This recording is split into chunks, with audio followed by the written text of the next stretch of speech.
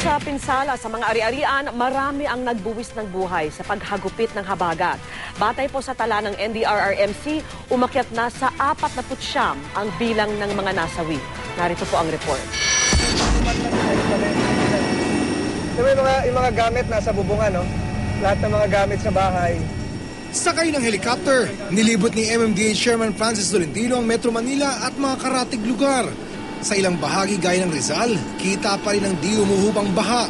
Sa Laguna de Bay at ilang ilog, mataas pa rin ang tubig. Pagdating sa Maynila na under state of calamity, kita ang mala swimming pool na Recto Underpass. Sa baba, yung dewatering. Gayon din sa bahagi ng Lagusnilad at Intramuros sa Maynila. Lubog din ang Intramuros Golf Course. Pagdating sa Manila Bay, tumambad ang sangkaterbang basura. Sa Camanava area at maging sa Quezon City naman, passable na ang maraming kalsadang binaha. So makikita natin, pockets of flooding na lang tayo ngayon. So hopefully within the next 24 hours, magsusubside na yung makaramihan dyan.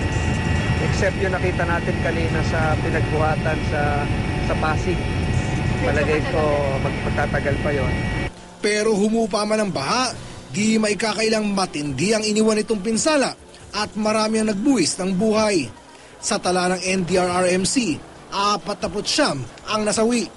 Mahigit 460,000 pamilya o mahigit 2 milyong individual ang naapektuhan.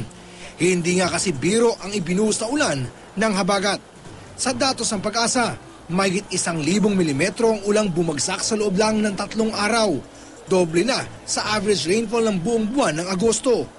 Base sa datos na nakalat ng Weather Central, bukas ay katamtamang pag-uulan na lang ang aasahan sa ilang bahagi ng Luzon, dulot ng habagat.